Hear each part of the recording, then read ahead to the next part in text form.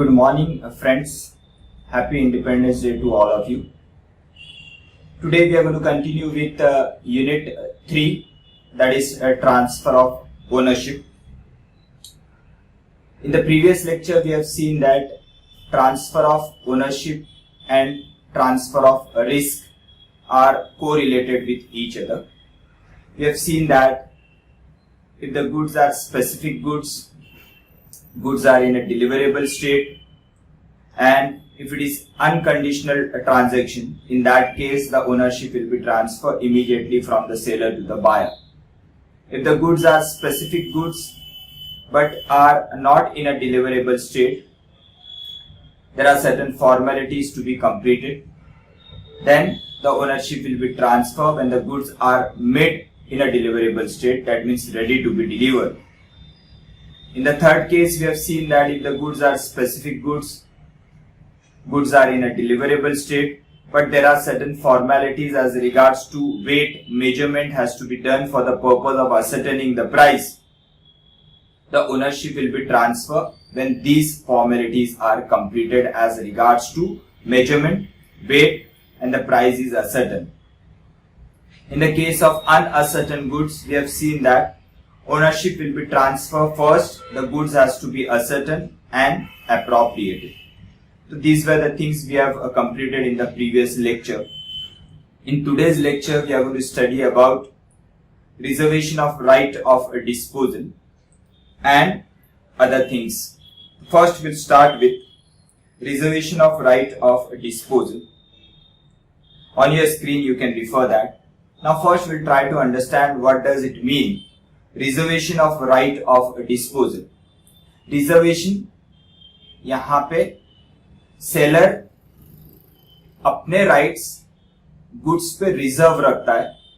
That means he put down certain conditions for the purpose of transferring the ownership to the buyer. He says that there are certain conditions which the buyer will have to fulfill, and only then the ownership will be transferred to him. So this is known as a right of disposal, that is reservation of right of disposal. What it says, the seller may like to retain the ownership of the goods until some later date, in the sense कुछ समय तक the seller will keep the right for himself. He will not transfer the ownership to the buyer. Why he will not do that? Because there are certain conditions laid down under the contract, that these condition has to be initially fulfilled by the buyer, and only then the ownership will be transferred to him. Earlier what we have seen, if the goods are specific goods, the goods are in a deliverable state, and if it is an unconditional transfer, unconditional transaction, that means no condition has been attached, in that circumstances ownership will be transferred immediately from the seller to the buyer. Such as in the case of a credit transaction, where the goods are sold on credit, तो payment के वहां पे कोई terms, I mean immediate payment की जरूरत नहीं है. The payment can be made by the buyer after 7 days, after 15 days, and so on. But in this case, the ownership will be transferred immediately from the seller to the buyer, because all the three conditions as regards to such as specific goods, a deliverable state, and unconditional transfer has been satisfied, तो ownership immediately transfer होगा. लेकिन कुछ cases के अंदर seller will keep certain condition, and subject to that particular condition, the ownership will be transferred. So that is called as a reservation of right of disposal. Further, what it says, example, until the price is paid or some conditions are fulfilled, the seller may do so by reserving his right of disposal. Right of disposal in the sense, he will not transfer the rights of ownership to the buyer, because there are certain conditions laid down by the seller which has to be initially fulfilled by the buyer. जब तक buyer वो condition such as payment of price वो fulfill नहीं कर देता है, तो seller buyer को ownership transfer नहीं करेगा. Where the seller has reserved his right of disposal, the ownership of the goods is not transferred to the buyer even if the goods are delivered to the buyer or some carrier in the sense a transporter, for the purpose of transmission to the buyer. The ownership is transferred to the buyer only when the condition imposed by the seller are fulfilled. That means यहाँ पे seller ने payment की condition रखी है, तो though the goods may be given to the buyer, that means a special property in the goods, that is the physical possession of the goods, though has been transferred from the seller to the buyer, but the ownership has not been transferred. Why the ownership has not been transferred? Because in this case the seller has kept the condition that first you give the payment, फिर मैं आपके नाम से bill बनाता हूं. That means then I am going to transfer the ownership to you. So this is called as a reservation of right of disposal. In the following two circumstances, the seller is presumed to have reserved the right of disposal by taking the document showing title in his own name or his agent. Document of title. Document of title we have already referred in the initial lectures. क्या होता है कि seller transporter को जब goods देगा तो lorry receipt बनता है. अगर goods have been transfer through truck, अगर रेलवे से माल ट्रांसफर कर रहा है तो रेलवे रिसीप बनता है. These are all called as a document of title. In this case क्या होता है, we have seen that कि जिसके पास document of title है, that particular person may become the owner of that particular goods. तो यहाँ पे क्या होता है कि जब सेलर उस ट्रांसपोर्टर को गुड्स देता है तो document showing title of goods are drawn in the name of the seller. वो बायर के नाम से वो डॉक्यूमेंट नहीं बनाता है. अगर सेलर उस डॉक्यूमेंट पे खुद का ही नाम लिखता है तो इसका मीनिंग ये है कि सेलर ने उस गुड्स के ऊपर अपने राइट्स रिजर्व रखे, यानी ओनरशिप बायर को नहीं दी है. Though the goods have been given to the transporter for the purpose of transferring the goods to the buyer, तो यहाँ पे सिर्फ फिजिकल पोजीशन देने के लिए कहा गया है, ओनरशिप देने के लिए नहीं कहा गया है. क्योंकि ओनरशिप क्यों नहीं दी गई है? क्योंकि डॉक्यूमेंट यहाँ पे सेलर ने अपने नाम से ड्रॉ किए, यानी उस डॉक्यूमेंट पे सेलर का नाम लिखा हुआ है. आगे क्या बोल रहा है? Or by sending the bill of exchange for the price to the buyer along with the document of title. And by sending the bill of exchange for the price to the buyer along with the document of title. यहाँ पे क्या हुआ कि transporter को जो माल दिया और वहां से जो लॉरी रिसीप या रेलवे रिसीप या एनी अदर डॉक्यूमेंट जो ड्रॉ किए गए उस पे सेलर ने अपना नाम लिखने लगाया. और दूसरा, यहां पे सेलर ने बायर को बिल ऑफ एक्सचेंज भेजा है together with the document of title. इसका मीनिंग यहां पे ये है कि सेलर बायर को इंडिकेशन दे रहा है कि ये बिल ऑफ एक्सचेंज पे पहले आप पेमेंट दो, then take those document in your hand, go to the transporter, show that particular document together with the payment proof, and then you can withdraw the goods from that particular transporter. अब होता क्या है? Suppose I am sitting in Jalgaon, that is I am a buyer, और मैंने यहां से मुंबई से कुछ गुड्स मंगाए.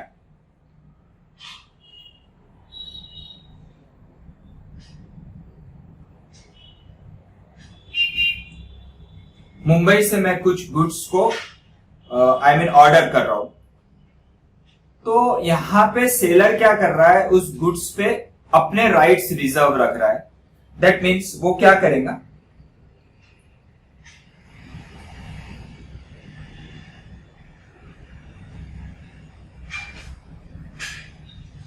जब इस गुड्स के अंदर इस ट्रक के अंदर जब अपने गुड्स को लोड करेगा, he will draw lorry receipt.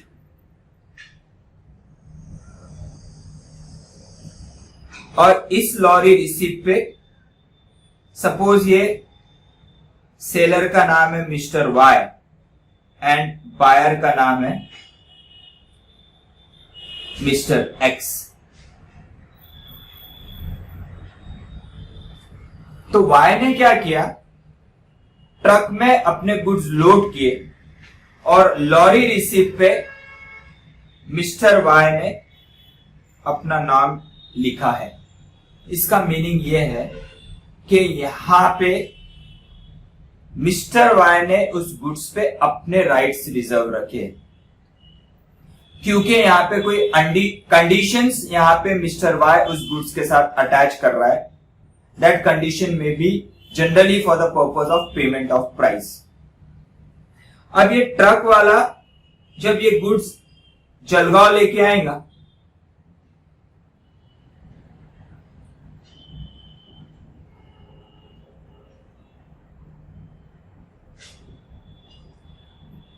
तो मिस्टर एक्स जब ये ट्रांसपोर्टर के पास जाता है, suppose name of the transporter is Arco transport,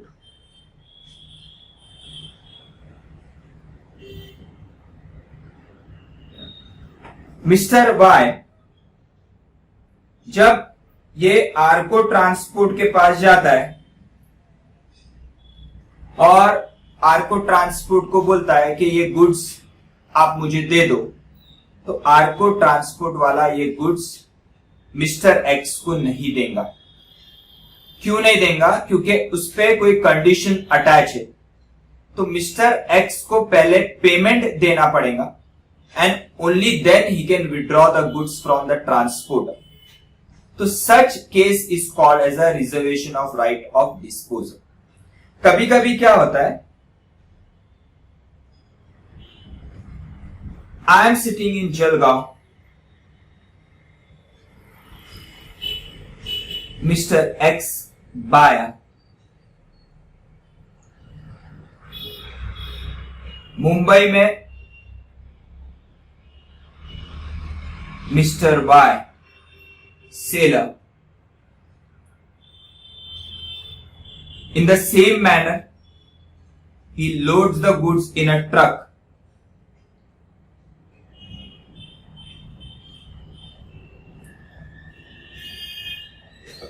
ये क्या करता है, डॉक्यूमेंट ऑफ टाइटल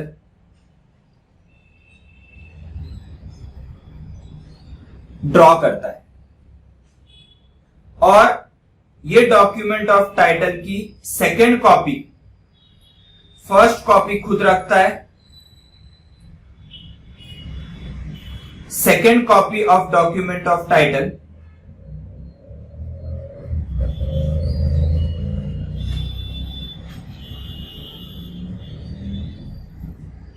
बायर को भेजता है और थर्ड कॉपी ट्रांसपोर्टर के पास रहती है।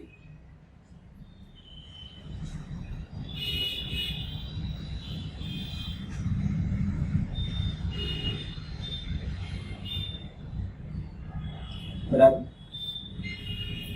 What is happening? कि I am the buyer who purchased the goods from Mumbai seller. Mumbai seller is going to load the goods in a truck. He is going to draw the 3 copy of document of title. First copy will be kept with himself. Second copy will be sent to Jalgaon. Either it will be sent directly to Mr. X and then Mr. X has to first give the payment to the truck wala and then he can take back the goods from the truck wala. Or otherwise, what Mr. Seller is going to do, he is not going to send the document of title directly to Mr. X Jalgaon wala. He is going to send that particular document of title. Instead of sending to Mr. X, he will send to the banker.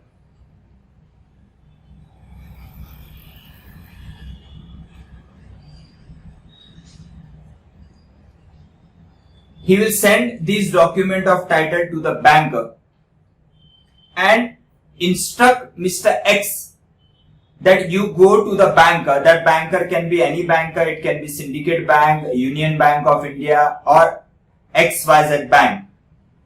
That Mr. Y of Mumbai will send that document of title to a banker in Jalgaon, a common banker for Mr. X and Mr. Y.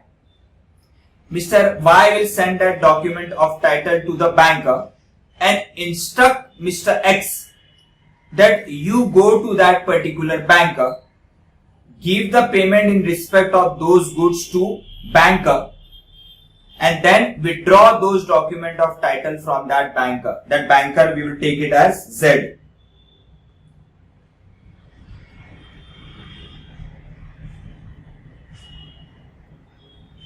Banker is Z.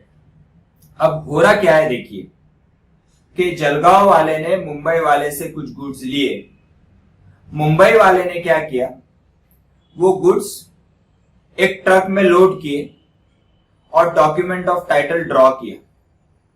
Document of title Mumbai वाले ने जलगांव वाले banker को भेजा जो common banker है, और जलगांव वाले purchaser को, बायर को इंस्ट्रक्ट किया कि आप उस बैंकर के पास जाइए, वो गुड्स का पेमेंट कीजिए और वो डॉक्यूमेंट को विड्रॉ कर लीजिए। तो when mister x of Jalgaon goes to Mr. Z banker for the purpose of withdrawing the document of title, Mr. Z will insist Mr. X that first you give the payment. जब तक mister x mister Z को payment नहीं दे देता है, mister Z वो document mister X को नहीं देगा। और मिस्टर एक्स को डॉक्यूमेंट लेना क्यों जरूरी है? क्योंकि उस डॉक्यूमेंट ऑफ टाइटल के बिना ट्रांसपोर्टर उसको माल नहीं देगा। यहां पे क्या होता है कि ये ट्रांसपोर्टर जलगांव पहुंच जाता है, आर्को ट्रांसपोर्ट,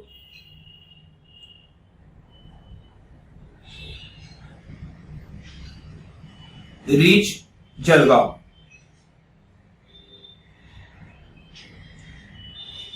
आर्को ट्रांसपोर्ट वाला जलगांव आ गया, और अगर ये मिस्टर एक्स आर्को ट्रांसपोर्ट में जाता है और बोलता है कि ये गुड्स मेरे, आप मुझे दे दो, तो यहां पे ट्रांसपोर्ट वाला वो गुड्स मिस्टर एक्स को नहीं देगा। क्यों नहीं देगा? क्योंकि फर्स्ट उसको उसका प्रूफ चाहिए कि ये गुड्स मिस्टर एक्स के, और वो प्रूफ उसको कहां से मिलेगा कि उसके पास वो डॉक्यूमेंट ऑफ टाइटल चाहिए। Document of title mister X को कहां से मिलेगा? बैंकर से मिलेगा। और बैंकर वो document of title mister X को कब देगा? जब मिस्टर एक्स वो बैंकर को पेमेंट देगा। Mr. X will give the payment to the banker. He will withdraw that document of title from Mr. Z, that is a banker. He will carry that document of title to Arco Transporter. Arco Transporter will have one copy of that document of title. He will verify that document of title with the document of title which Mr. X has, and he will properly verify that, and then he will give the delivery of those goods to Mr. X. तो यहाँ पे हुआ क्या है कि पहले mister X को banker को पेमेंट देना पड़ा, and only then he can withdraw that document of title, and then he can withdraw the goods from the transporter. तो हो क्या रहा है कि वाई जब गुड्स लोड करता है ट्रक के अंदर, he will withdraw the document of title and will not give that document of title directly to Mr. X. If he directly gives to Mr. X, then there is no question of reservation of right of disposal. He will simply carry that document of title to the transporter. If that document of title carries the name of Mr. X, that is a buyer, that means there is no reservation of right of disposal. वहां पे mister X वो document of title directly Arco transport में ले जाएगा। Arco transporter के पास एक document of title की कॉपी रहेगी, वो उसको वेरीफाई करेगा, गुड्स दे देगा। लेकिन अगर मिस्टर वाई ने उस डॉक्यूमेंट ऑफ टाइटल पे अपना नाम लिखा है, तो यहां पे एक कंडीशन है कि मिस्टर एक्स को गुड्स नहीं देना जब तक वो पेमेंट नहीं दे देता है। तो even mister X comes to the transporter will first demand the payment, क्योंकि उसके बिल ऑफ एक्सचेंज पे उसको पेमेंट देना है। ट्रांसपोर्टर के पास इस केस में बिल ऑफ एक्सचेंज भी है और डॉक्यूमेंट ऑफ टाइटल भी है, और डॉक्यूमेंट ऑफ टाइटल पे मिस्टर वाई का नाम है। तो वहां पे ट्रांसपोर्ट वाला पहले मिस्टर एक्स से पैसे डिमांड करेगा and then he will give the goods to mister X. Second case में क्या हो रहा है कि mister Y document of title mister X को ना देते हुए बैंकर को भेजेगा और मिस्टर एक्स को इंस्ट्रक्शन देगा कि आप जाके बैंकर से डॉक्यूमेंट ऑफ टाइटल विड्रॉ कर लो। Banker document of title mister X को कब देगा? जब मिस्टर एक्स बैंकर को पेमेंट देता है। बैंकर पेमेंट ले लेगा और document of title mister X को दे देगा। मिस्टर एक्स वही डॉक्यूमेंट ले जाके ट्रांसपोर्टर वाले को बताएगा।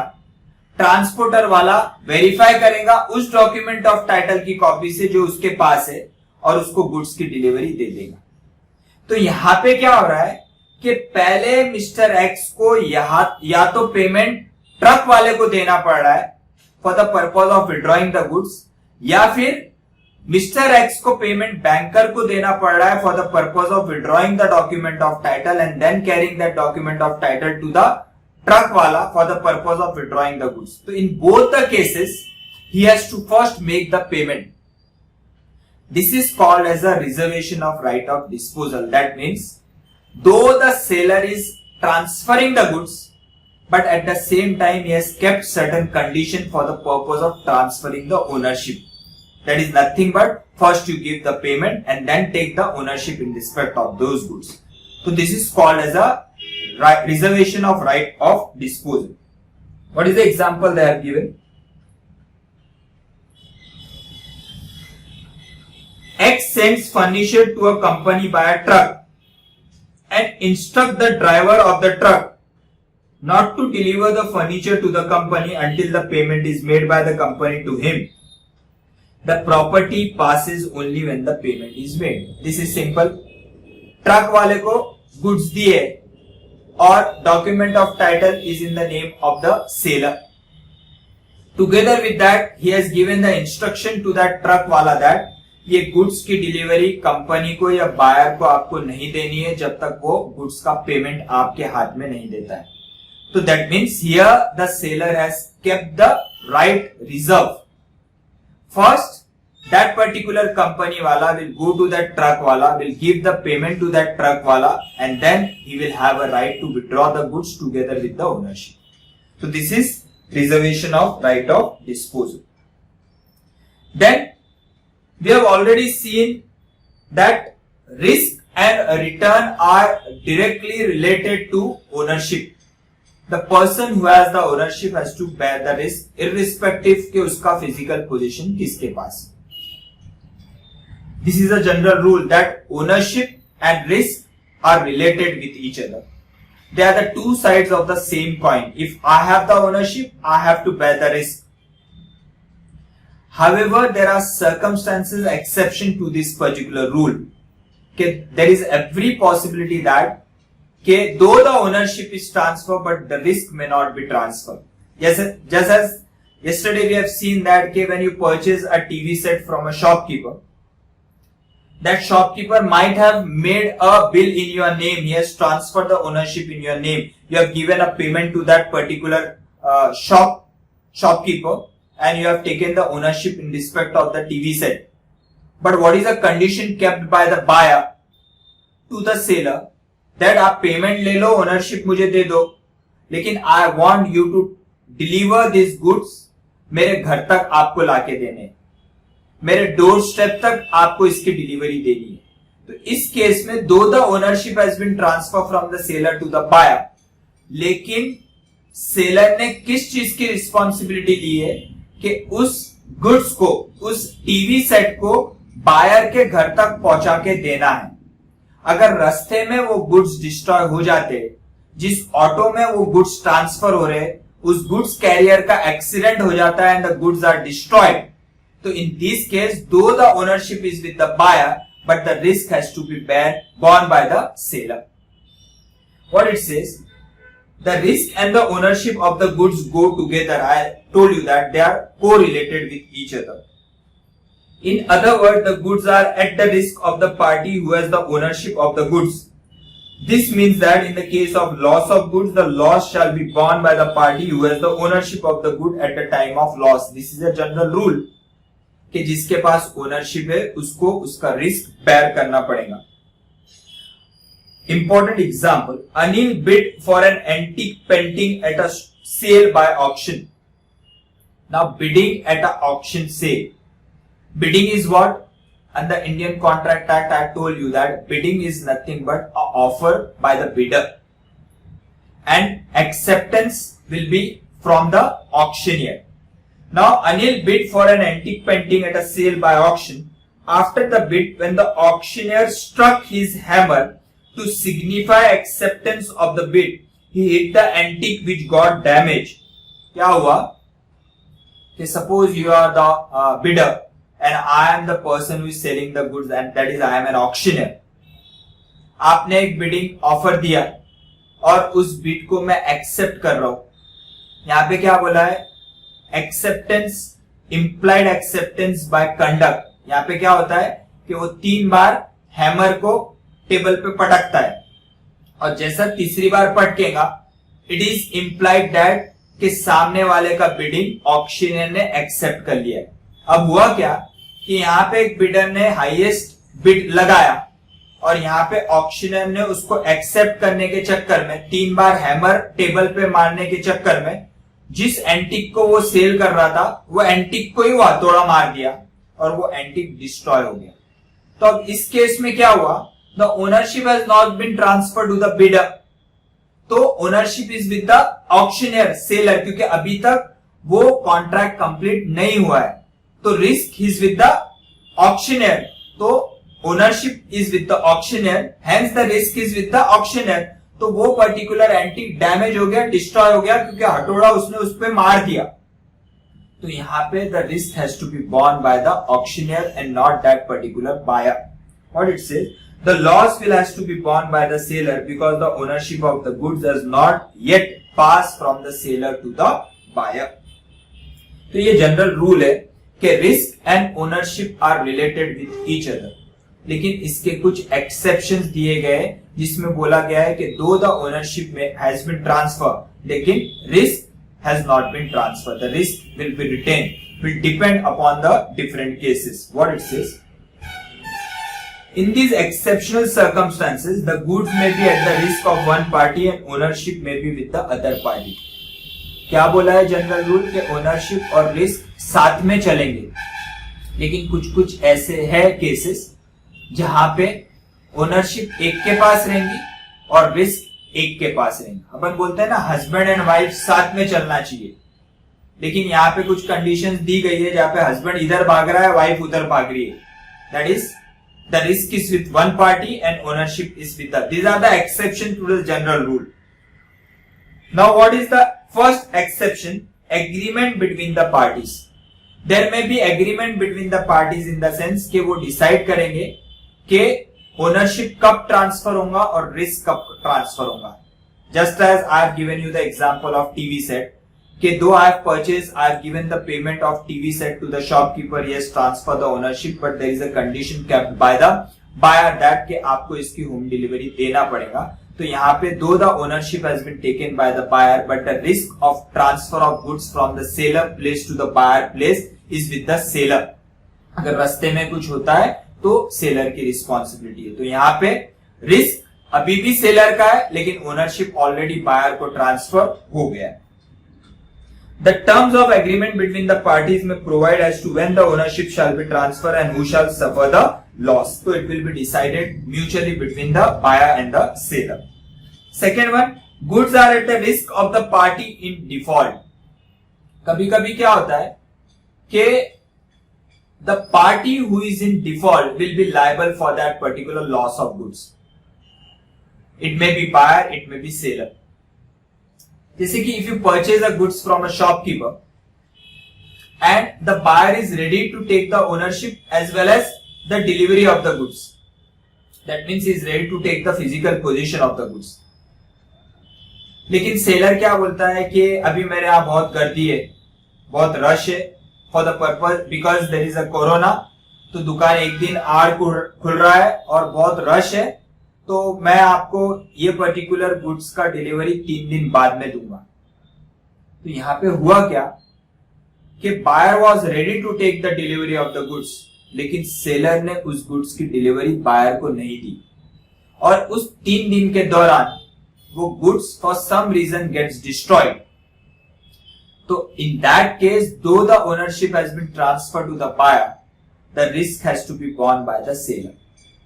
सिमिलरली, अगर सेलर डिलीवरी ऑफ गुड्स देने के लिए तैयार है, लेकिन बायर उस गुड्स की डिलीवरी अभी लेने तैयार नहीं है, दो इज टेकन द ओनरशिप, तो गुड्स में be with the position of the seller, but यहां पे डिफॉल्ट किसका हुआ है? बायर का हुआ है, तो risk has to be borne by the buyer. Sometimes the delivery of the goods is delayed due to the fault of either the seller or the buyer. In such case, the goods shall be at the risk of the party in default, though their ownership is with the other party. तो यहाँ पे जो party at fault रहेगा, उस party को उस goods के loss bear करना पड़ेगा। थर्ड बोल रहा है ट्रेड एंड कस्टम। कुछ केसेस में ट्रेड एंड कस्टम्स रहते हैं कि though the ownership is transfer, लेकिन वो ट्रांजेक्शन्स ऐसे रहते हैं कि उसमें it has been through customs, उसमें आई मीन पेटेंट रहता है। पेटेंट इन द सेंस के उसमें नॉर्मल सर्कमस्टेंसेस में के due to the usage of trade और due to the customs and tradition चला आ रहा है कि ओनरशिप इस पॉइंट पे ट्रांसफर होगी बायर को, तो उस केस को आप चेंज नहीं कर सकते हो। इट इज इम्प्लाइड दैट कि though the ownership has been transfer, लेकिन कुछ हद तक risk will remain with the seller. तो वहां पे जो कस्टम्स में लिखा गया है, कस्टम्स इन द सेंस जो ऑलरेडी प्रैक्टिस चली आ रही है कि यहां पे ऐसे टाइप्स ऑफ ट्रेड में रिस्क ये पर्टिकुलर पॉइंट पे ट्रांसफर होता है, तो वो प्रैक्टिस आज भी कंटिन्यू होंगी। तो उस केसेस में though the ownership has been transfer, risk will not be transfer to the buyer. The risk and ownership may also be separated by the trade customs in the sense practice, which is normally prevailing in the different kind of a business. के ये particular kind of business में दो the ownership is transfer, लेकिन risk एक हद तक seller का होता है और एक पॉइंट के बाद जाके बायर को ट्रांसफर होता है। तो उस केसेस में इट इज प्रिवेलिंग प्रैक्टिस, तो ऐसा ही चलते आएगा। Risk will remain with the seller, though the ownership will be transfer to the buyer, and after certain point of time the risk will also be transfer to the buyer. Example, the trade custom में provide that the good shall be at the risk of the buyer whether or not the ownership has been transfer to him. कुछ cases के अंदर prevailing practices है कि buyer को ही risk bear करना है, buyer को ही रिस्क बेयर करना है। जैसे कि if you talk about petrol depot से निकलता है और पंप तक पहुंचता है, तो there is certain normal loss, वहां पे कुछ पेट्रोल इवेपोरेट हो जाता है। For example, if the tanker is of 9000 litre, there is every possibility that 25 litres और 20 litres of petrol will get evaporated. तो द मोमेंट ट्रक अगर निकलता है, वो टैंकर अगर डिपो से निकल रहा है, and in the midway if 20 liters of petrol gets evaporated, the risk has to be borne by the buyer, because उस particular prevailing trade practice ऐसा है कि उस केस में the risk has to be borne by the buyer himself. So these are the kind of cases where it says that कि according to the prevailing practices the risk has to be borne by either by the seller or either by the buyer. Example, one more what they have given. A contract to sell 100 bales of cotton to be delivered in February. B took the delivery of the part of the cotton, but made a default in accepting the remaining bales. Consequently, the cotton becomes unfit for use. The loss will have to be borne by the buyer. It should, however, remember that the general rule shall not affect the duties and liabilities of either the seller or the buyer, as the value of the goods for the other, even when the risk has passed. This we will divide in two parts, from here to here and then here to here. First, they have given the example of cottons. We have seen that if the goods are uncertain goods, the ownership cannot be transferred till the goods are ascertained and appropriated. Now think about in my godown, there are thousands of cement bags, and out of those 1,000 cement bags, you have purchased 200 cement bags of a X company. What I have done, you have selected those 200 cement bags, identified those 200 cement bags. I have separated those goods जो आपने purchase किए. That means I have ascertained and appropriated the goods. The moment I ascertain and appropriate the goods, separate the goods from the bulk of the goods, the ownership will be transferred from the seller to the buyer. Now what the seller has done, he has asked the buyer that you please take the delivery of these particular goods. Now what the buyer does, he takes the delivery of the part of the goods.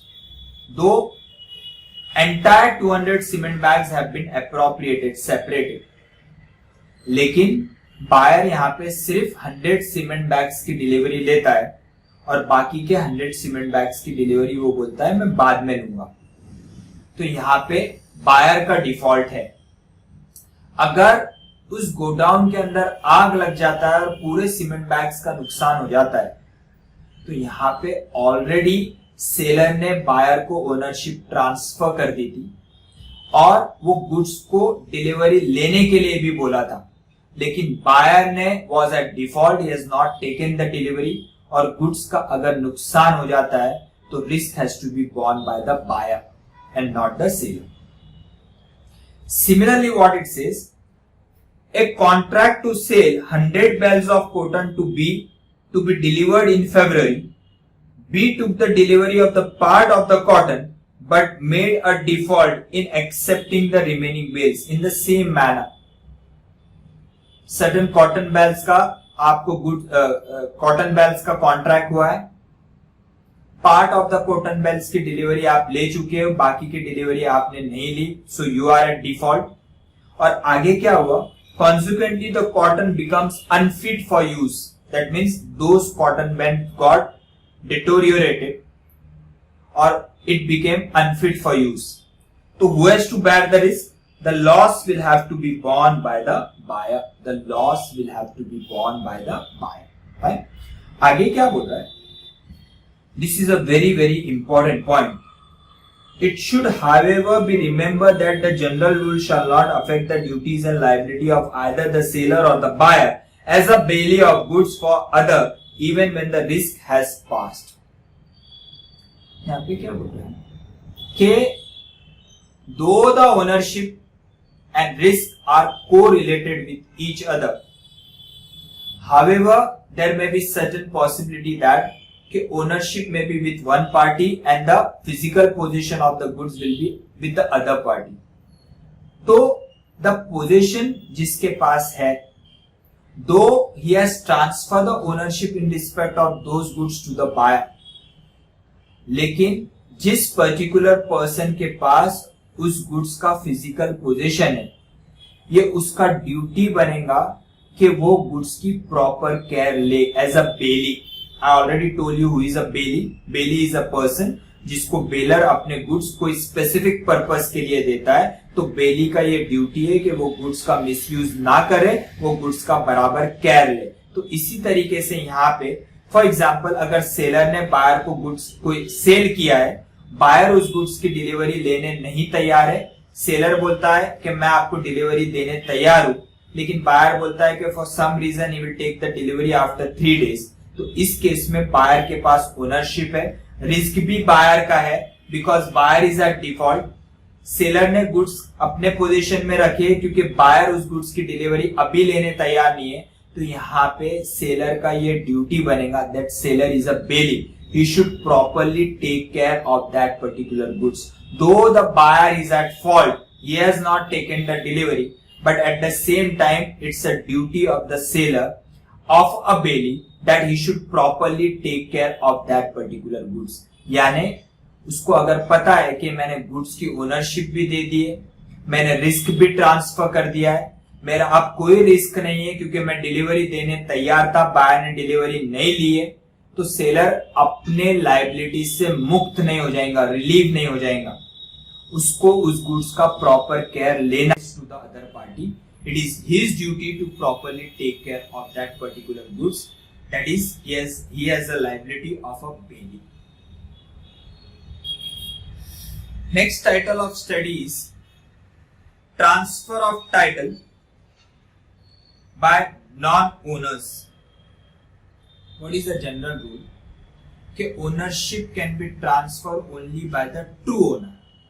The person who is not the owner या फिर particular person जिसका title defective है, defective in the sense अगर उसके पास उस goods की ownership नहीं है, उस गुड्स का टाइटल नहीं है, तो वो उस गुड्स की ओनरशिप किसी और को नहीं दे सकता है। क्योंकि अगर मेरा ही टाइटल डिफेक्टिव है तो how I can transfer a good title to the buyer, because my title itself is a defective. जैसे कि अगर मैंने कोई गुड्स चोरी करके लेके आया, तो though I will have a possession of the goods but I will not have a title in respect of those goods, I will not have an ownership in respect of those goods. तो here I am not a owner. और अगर यही goods मैं किसी और को cell करता हूं तो उस सर्कमस्टेंसेस में I can not transfer the ownership to that particular person also, क्योंकि उसका मैं ही ओनर नहीं हूं। तो how I can transfer a good title to the other party? तो what it has been said, nemo dat quod non habet. This doctrine you will have to remember. Nemo dat quod non habet. What does it mean? This means that no one can transfer a better title than he himself has. No one can transfer a better title than what he himself has. That means if my title is bad, how I can transfer a good title? जैसा मेरा title रहेगा वैसा ही title मैं सामने वाले को दे सकता हूं, उससे अच्छा टाइटल नहीं दे सकता हूं। मेरा टाइटल अगर बैड है तो मैं सामने वाले को जो टाइटल ट्रांसफर करूंगा वो भी बैड ही रहेगा, वो गुड नहीं हो सकता है। Thus the buyer cannot get a better title than that of the seller. Buyer cannot get the better title than that of the seller. If title of the seller is good, title of the buyer will also be good. However, if the title of the seller is bad, buyer will get a bad title. He will not get a good title. If the seller owns title is defective, the buyer title will also be defective. अगर seller का title defective है तो buyer का title भी defective रहेगा।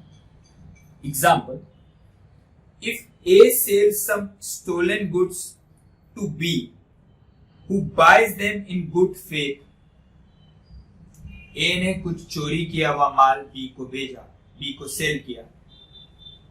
B is a bona fide purchaser, that means B को इसके बारे में पता नहीं है। B will get no title to that and the true owner has a right to get back his good from B. Though the B is an innocent buyer, he is not aware with the previous transaction of A कि ये माल चोरी का है, फिर भी B को will not get a good title. Why? Because A's title is defective, so B cannot get a better title. Nemo dat quod non habet. Example 2. P, the hirer of a vehicle under a hire purchase agreement, sells them to Q. Q, though a bona fide purchaser, does not acquire the ownership in the vehicle. At the most, he acquires the same right as that of the hirer, that is a hire purchaser. I told you the difference between the sale and the hire purchase. In the case of hire purchase, you will transfer certain goods to the other party and he is going to make a payment in installment. Principal plus interest, that is called as an equated monthly installment, EMI. That particular hire purchaser will continue use that goods and every month he is going to give the payment, and ownership will be transferred only when the last installment is made. Till then, ownership will not be transferred to the buyer. That is hire purchaser. Now in this case, अगर वो hire purchaser आगे किसी और को goods sell कर देता है before the ownership is transferred to him, that means he has not made last payment of last installment, तो कुछ इंस्टॉलमेंट उसके बाकी है, तो इंस्टॉलमेंट बाकी है तो अभी तक उसको ओनरशिप नहीं मिला है, तो बीच में ही अगर वो हायर परचेजर किसी और को कोई वही गुड्स सेल कर देता है तो वो third party will not get a better title in respect of that goods. Now what it's further says, if this rule is enforced rigidly, then the innocent buyer may be put to loss in many cases. Therefore, to protect the interest of innocent buyer, a number of exceptions have been provided to this rule. So, here we are going to study about exceptions to nemo dat cod non-habet. यहाँ पे क्या बोला है कि अगर seller का title bad है, defective है, तो buyer cannot get a good title. Buyer title will also be defective and bad, similar to that of seller. लेकिन अगर इस पर्टिकुलर रूल को रिजिडली अप्लाई किया, टफली अप्लाई किया, तो इनोसेंट बायर बेचारा नुकसान में रहेगा. क्योंकि अगर वो बायर को पता ही नहीं है कि सेलर का टाइटल डिफेक्टिव है, तो उस सर्कमस्टेंसेस के अंदर it will be a loss to that particular buyer. तो बायर को हमेशा ये पॉसिबिलिटी नहीं है कि वो हर केस में इंक्वायरी करे, पेपर्स चेक करे कि ये जो बेचने वाला पार्टी है वो ट्रू ओनर है या नहीं है. तो अगर रिजिडली अप्लाई करेंगे तो every buyer will have to check the title of that particular seller, which is practically not possible. तो इसीलिए बोला गया है कि nemo dat cod non-habet, कि कुछ exceptions है जहां पे even though the person who does not have a good title can still transfer a good title to the buyer, innocent buyer, bona fide buyer. That means even if I am not a true owner, but if I sell certain goods to the buyer who is an innocent buyer, bona fide buyer, I may transfer a good title to him, though I don't have a title in respect of this property. So what are these exceptions we are going to refer here? यहाँ पे क्या बोला है? In the following exceptional circumstances, a non-owner can transfer a valid title to a bona fide buyer. One by one we are going to refer this. First क्या बोल रहा है? Mercantile agent, merchant. If the principal appoints an agent with his entire authority, so agent, though he may not the owner of the goods, but still he will have a right to sell the goods to the buyer.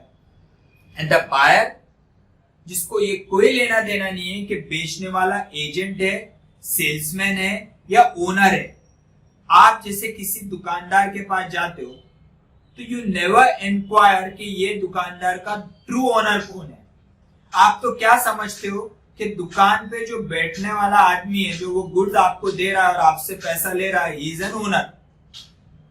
दो ही may not an owner, दो ही मे या salesman, दो ही may be an agent. तो यहाँ पे क्या बोल रहा है? अगर मर्केंटाइल एजेंट किसी को गुड्स देता है, वो मर्केंटाइल एजेंट जिसके पोजीशन में प्रिंसिपल्स के अथॉरिटी से गुड्स आए हुए, with the consent of the principal, mercantile agent has obtained the authority in respect of that goods, then that mercantile agent, though he may not be an owner, will transfer a good title to the innocent buyer. वो buyer को good title transfer करेगा. Second one is a joint owner. अगर एक particular goods के एक से ज्यादा owner है और उसमें से एक पर्सन को बाकी जॉइंट ओनर्स ने अथॉरिटी दी है कि you can sell the goods, तो that particular single person who may not the owner of the entire goods but still he will have a right to sell the goods to the buyer and the buyer will get a good title. जैसे partnership concern होता है, partnership concern में जितने भी goods है वो सभी goods की पूरी ओनरशिप सभी जॉइंट पार्टनर्स के पास रहती है. लेकिन सभी पार्टनर्स एक साथ दुकान में तो नहीं बैठते, उसमें से एक आध पार्टनर में भी सिटिंग। तो दैट मीन्स एक सिंगल पार्टनर्स को बाकी पार्टनर्स ने अथॉरिटी दी है कि आप ये सभी गुड्स को सेल कर सकते हो। तो अगर बायर वो सिंगल पार्टनर से, one of the joint owner से कोई गुड्स परचेज करता है, दो that single person may not have the entire ownership, but still he will transfer a good title to that innocent buyer. Third one is a estoppel. Estoppel का meaning क्या है कि true owner एक है, लेकिन उस गुड्स को represent कोई दूसरा पर्सन कर रहा है और ट्रू ओनर चुपचाप बैठा है। जैसे कि एग्जाम्पल, यहां पे Jhawar sir, Padam sir and myself with three of us are sitting. Now we are dealing in laptops, और ये लैपटॉप जो है वो झवर सर के, for example he is a owner in respect of those goods. और यहाँ पे तीनों भी बैठे, पदम सर भी बैठे, मैं भी बैठा हूं और सर भी बैठे। लैपटॉप के ट्रू ओनर झवर सर है। I and Padam sir are not the owner in respect of that goods. लेकिन Padam sir is representing himself as if he is the owner of that particular laptop. सामने वाले के पास पदम sir इस तरीके से represent कर रहे हैं कि वो उस लैपटॉप के ओनर है, जबकि वो ट्रू ओनर नहीं है। ट्रू ओनर जो है वो झवर सर है। अब जब पदम सर इस गुड्स को ऐसा रिप्रेजेंट कर रहे हैं कि वो उसके ओनर है, और झवर सर वहां पे कुछ भी नहीं बोल रहे, कुछ भी इंटरप्शन नहीं कर रहे, तो इसका मीनिंग ये है कि झवर सर ने इनडायरेक्टली अपनी अथॉरिटी पदम सर को दी है for the purpose of selling that particular laptop. और कोई इनोसेंट बायर ये समझ के पदम सर से लैपटॉप परचेस कर लेता है कि पदम सर ही उसके ओनर थे, तो बाद में झवर सर उसको डिनाई नहीं कर सकते। He will have to transfer a good ownership और a good title to that buyer. तो दैट इज, बाद में झवर सर उसको डिनाई नहीं कर सकते, is called as an estoppel. That means afterwards Jhawar sir can not deny that he is not an owner, Padam sir is not an owner, he is a true owner. और Padam sir, after selling the goods, Jawar sir cannot ask that third party or a innocent buyer to return the goods, because initially, impliedly he has given an authority to that particular Padam sir for the purpose of selling that laptop. इसे बोला जाता है estoppel. अगर जवर sir को deny करना था तो पहले ही डिनाई करना चाहिए था, जब पदम सर रिप्रेजेंट कर रहे थे as if he was the owner of that particular laptop. तो जब उन्होंने डिनाई नहीं किया, उसका मीनिंग ये है कि झवर सर उस लैपटॉप को सेल करने की इनडायरेक्ट अथॉरिटी पदम सर को दे रहे। पदम सर ने एक बार लैपटॉप बेच दिया तो that innocent buyer will get a good ownership, and later on Jhawar sir can not deny that, that means he can not stop it. Then there is a liquidator. Liquidator is a person who is appointed by the court on the behalf of an insolvent party. कोई person जिसको court ने insolvent declare किया है, उसके behalf पे liquidator appoint होगा। Liquidator उस insolvent parties के पूरे एसेट्स सेल ऑफ करेगा और लायबिलिटीज को प्रोपोर्शनेटली पेमेंट देगा। तो यहाँ पे लिक्विडेटर या ऑफिशियल असाइनी जिसको कोर्ट ने अपॉइंट किया है, he is not an owner in respect of those goods which is owned by the insolvent, but still he will have a right to sell the goods to the buyer, and buyer will get a good ownership in respect of those goods which he has purchased from the liquidator who is not an owner, but he has an authority given by the court of law. Then there is person under the voidable contract. Person under the voidable contract में what we have seen कि voidable contract will be on account of coercion, undue influence, fraud and misrepresentation. Voidable contract are those contract where one of the party is entitled to either avoid the contract or enforce the contract. He has a right to avoid the contract. Only one party. तो अगर वो one party वो contract को avoid नहीं करती है और in the meanwhile the defaulting party जिसने फ्रॉड किया है या फिर जिसने अनड्यू इन्फ्लुएंस में पोजीशन लिया है गुड्स का या फिर मिसरिप्रेजेंटेशन से पोजीशन लिया है व्हाटएवर, तो इन दैट सर्कमस्टांसेस अगर एग्रीव पार्टी कॉन्ट्रैक्ट को अवॉइड नहीं करता है and in the meanwhile that particular person who has obtained the possession of the goods under coercion, undue influence, fraud or misrepresentation sells the goods to the other party, third party. That third party who is an innocent buyer will get a good title. Even though अगर मैंने किसी के fraudulently goods हासिल किए तो it is a duty of that particular person कि immediately contract को avoid करे. That means aggrieved party should immediately make a complaint and try to avoid the contract. If it doesn't do that, and in the meanwhile, if I sell the goods to the third party will get a good title if that buyer is an innocent buyer. Then there is a pawnee or pledgee. Pawnee or pledgee. यहाँ पे क्या होता है? Pledger and pledgee. Pledger कौन होता है? जो अपने goods किसी के पास गिरवी रखता है, is called as a pledgee. Sorry he is called the pleasure या फिर पॉनर। जैसे मैंने अगर बैंकर के पास कोई गुड्स अपने सोने चांदी के सिक्के रखे और उसमें मैंने लोन लिया है तो मैं बोला जाऊंगा प्लेजर और banker will be called as a pawnee और प्लेजी। यहाँ पे गुड्स का आई एम द ओनर लेकिन पोजीशन किसके पास है? बैंकर के पास। Banker is not an owner. अब यहाँ पे अगर if I don't give the payment to the banker, that is a pledgee, banker will be entitled to sell off the goods to the third party and recover their loan.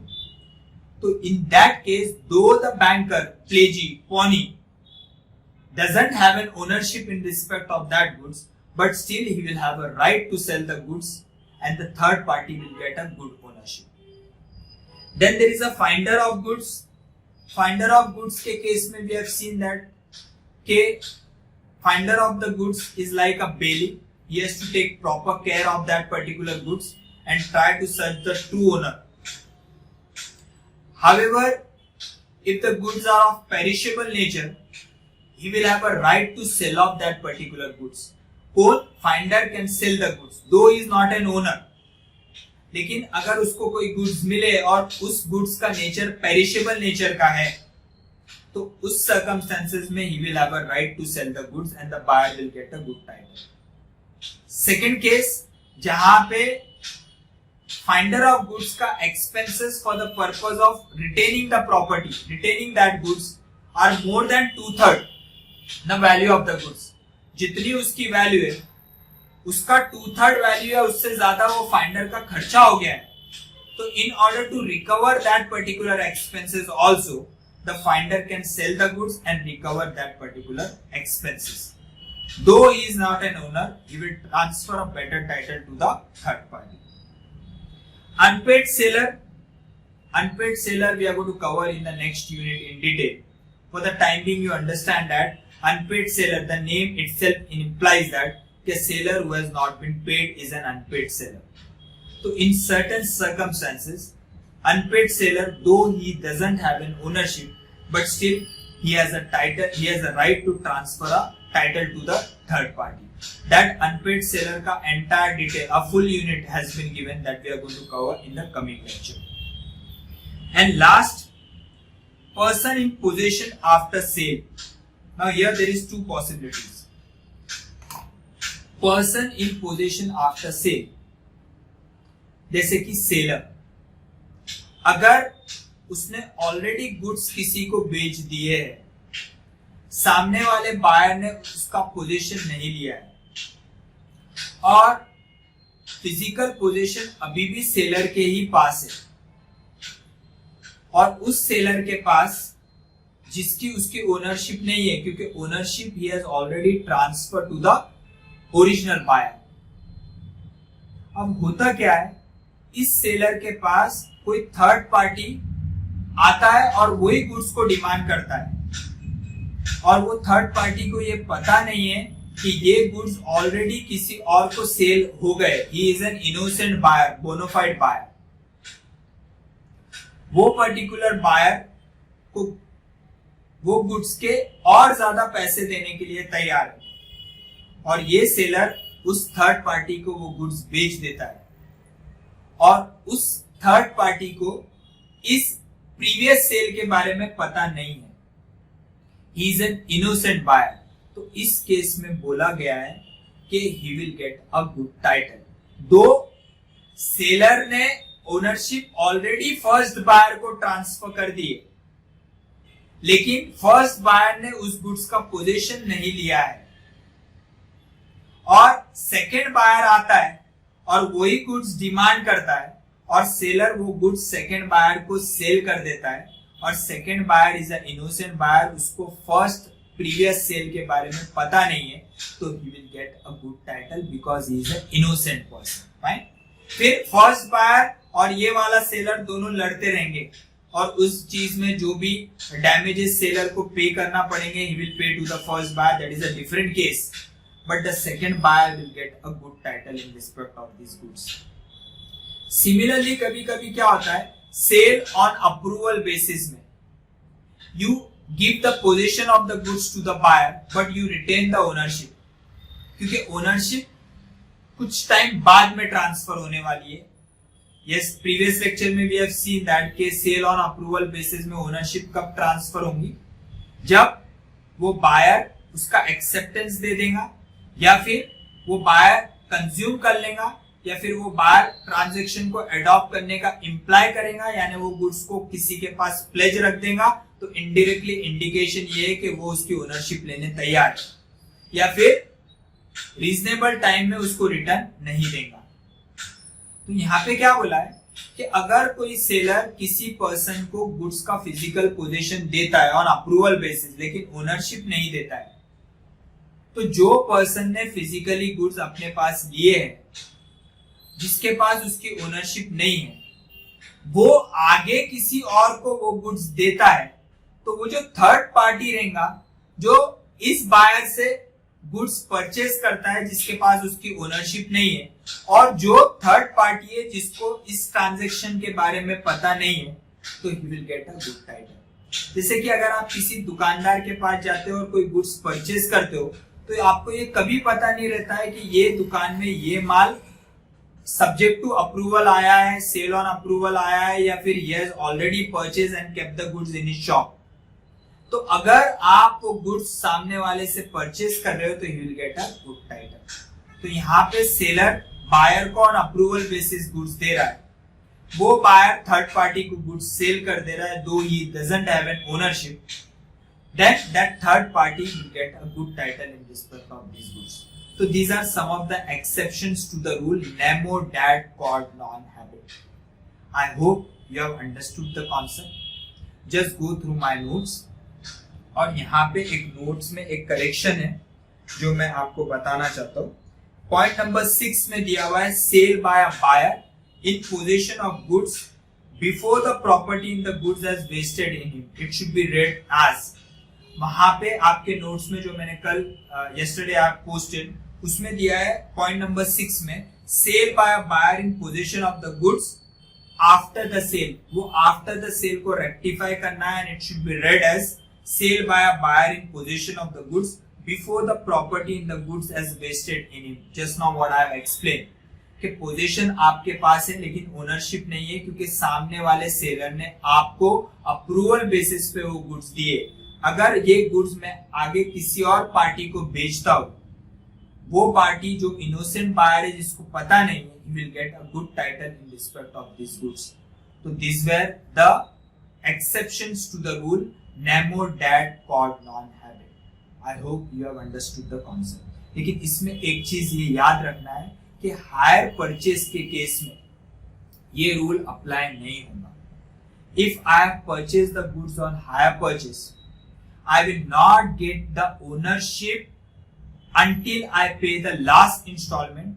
Even अगर मैं वो बीच में किसी और को goods sale कर देता हूँ और वो सामने वाला party even though is a innocent buyer but still he will not get a good title in respect of hire purchase.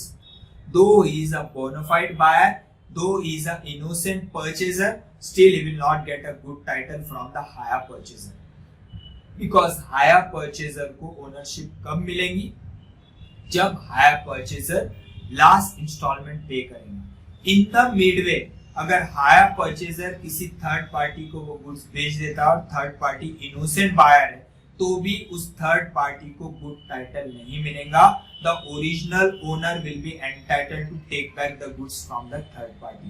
What is the maximum title he can get is that of a hire purchaser. यानी hire purchaser किसी और को goods अगर देता है तो उसको ownership का टाइटल नहीं मिलेगा, लेकिन उसको हायर परचेज का टाइटल मिल सकता है. यानी आगे के इंस्टॉलमेंट वो पे करेगा, he will not become the owner. और जब थर्ड पार्टी लास्ट इंस्टॉलमेंट पे कर देगा तो then the ownership will be transfer from the first seller to the third party. So these are the rules which you have to remember. I hope you have understood the concept. Once again, happy Independence Day to all of you. Bye.